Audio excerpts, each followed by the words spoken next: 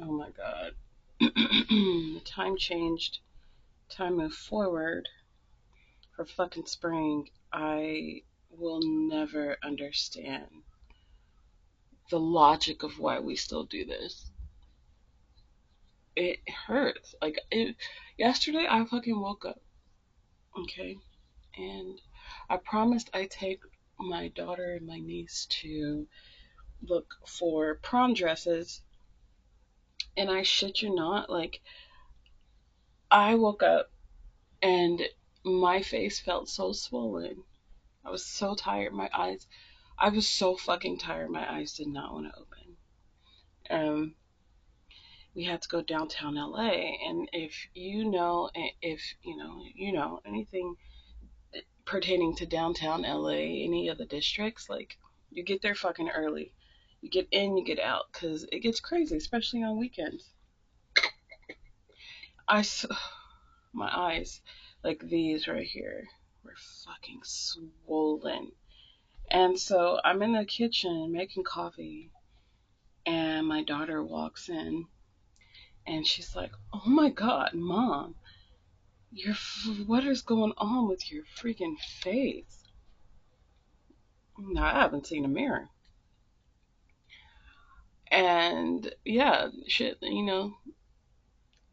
needless to say, my eyes were very swollen. They were swollen shut. They look like they wanted. I don't know if they were swollen. I don't think they were swollen shut, but they wanted to definitely shut. I wanted to go to sleep, but this is why I always tell people, you know, hold on, I need a brighter light because since the time changed, the sun's not out, so I can barely see myself. Okay, so that's better.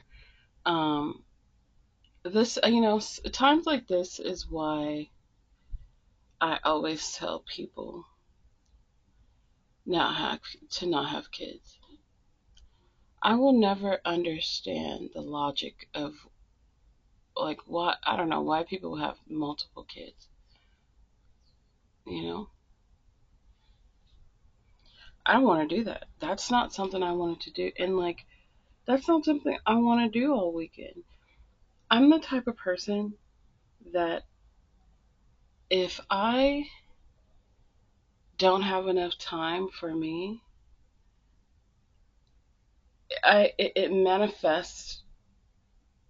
It manifests really bad for me. Like I will shut down. Like mentally, I'll fucking shut down. And everybody's walking around like, "Oh my God, what's wrong with Lisa? What's wrong, Mommy? What's wrong?"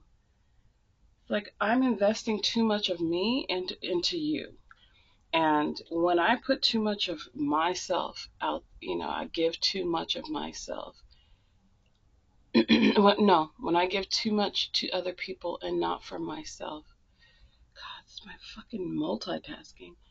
I shut down. I mentally shut the fuck down. Like, and it makes me not want to do it. And so I'm walking around with a fucking attitude. It's not the girl's fault. It's not the kid's fault. They didn't ask to fucking be here. It's not their fault. So of course I'm still mommy of the fucking year. I'm still auntie of the fucking year. I'll show up for everybody, knowing damn well it won't get reciprocated. And that's another thing. Being a mom, you won't get, there's no thank you at the end of this. Because again, they didn't ask to be here. I'm not expecting a thank you. I'm not expecting, oh my God, you're mother of the year. In fact, I don't give a fuck. I am the mom that I needed, and I'm sure she'll have therapy. I feel like all kids need it. No parent is perfect, but I'm just trying to lessen the harm. I'm trying to lessen the harm of her needing therapy when she gets to that age of needing therapy and realizing that she needs therapy from shit that her mom or her dad did to her or that it wasn't normal. because you don't know what you don't know. When I was little, I didn't think I needed therapy, and then realizing that my parents were horrible fucking people. Well, not necessarily my mom, but my dad. Um, Realizing that they're horrible people, so you're like, okay, yeah, maybe I do need therapy. They tried their best. Unfortunately, wasn't your best wasn't good enough. I needed more as a child. And just like my daughter, I'm sure she needs more as a child. There's going to be some type of, deep-seated trauma that, her not being with her dad every single day anymore. Ever since he moved, she went from being in his life daily to now on the weekends, and I'm sure that affects her in some type of way, more than someone whose dad is there. But it is what it is. I always teach them not to have give them the ugly and the beautiful things of motherhood and being a parent. But it's forever. There's not, oh, you turn 18 and you're done with children. No. When I was younger, okay, so I graduated high school. I was 17 years old, and I moved away. I stayed in Bakersfield, you know, for a couple months, just working. I wasn't going to school. October rolled around, which is my birthday, and I had a friend at the time who was like, you know, hey, I'm moving to San Diego. Do you want to move? Do you want to go? And I had nothing holding me. I was like, sure. It was literally like, sure, cool, cool. So that weekend, we went to visit. We went to San Diego. Drove to San Diego. I met her cousins. I cousins. I met her cousin, and I met her cousin's husband, and it seemed cool. So I moved to shortly after. I think I may have stayed in Bakersfield for like a month, maybe, um, and then moved away. I'm gonna have a squirrel moment, but I remember. So there was this friend I used to have from high school, right? Um, I used to have this friend from high school, and she had this boyfriend who would always flirt with me, but I didn't think anything of it. And me being that insecure girl at that age, like any type of male attention, like I loved it. I loved male attention at the time. So one night he was texting me, or you know what? I don't even. I'm not really sure how we got into contact with one another. I don't know,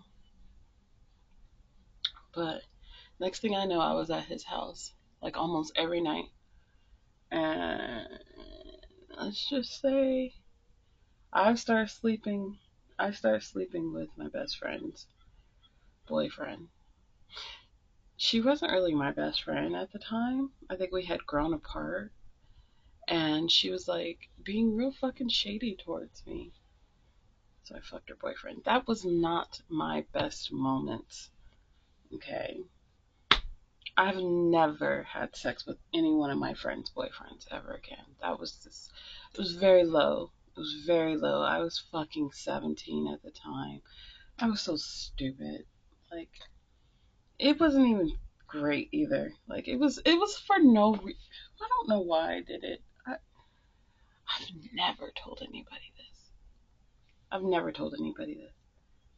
But yeah, I had sex with my boyfriend, my best friend's boyfriend. Um, he And she never found out to, I don't have Facebook anymore, so I have no idea how she's doing or what she's up to.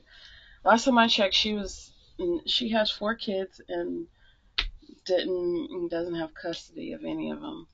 Um, she's just having a hard time, which most people do, still living in Bakersfield.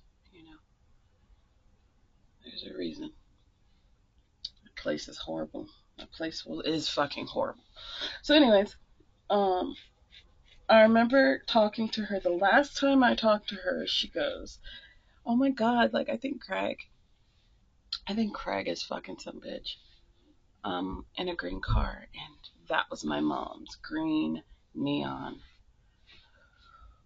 She goes, "Yeah, because that car is parked outside of his house every night." I think it's and I don't know. I'm gonna just say a name. I think it was like Latoya. No, bitch, that was me. That was me. I was fucking your man. And I was like, "Oh my god, that's crazy." And I never. And it wasn't like me ignoring her. You know, we just didn't talk anymore. We just didn't talk anymore. It was very sad because no. Again, I think by then I was kind of like over it. I think by then we weren't really as close as we were. Um, she was doing her thing, I was doing my thing, but we'd hang out occasionally, link up occasionally. But yeah, that was the last time I talked to her until Facebook came around a couple of years later, and we became Facebook friends. Other than that, I didn't really. I don't feel bad about it, but I do. Uh, if I could go back,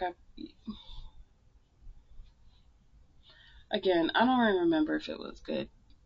I don't remember if it was good. So I can't sit here and be like, I regret it. I have no idea. No idea. That was 20 plus years ago. I'm 40. I was 17/18 at the time. So I can't tell you if I remember. I don't remember this guy's face or name. I think my child is about to come in here. Anyways, what time is it? Oh, good on time. I don't know why every morning has led to like a story time. And my kids always like, they crack up at me because like I have this whole life before them, and they're like, "Oh my god, you did all that?" I'm just like, you know how it is in your 20s. Anyways, I hope everyone's day is filled with magic. Am I wearing mascara? I don't know. Anyways, bye.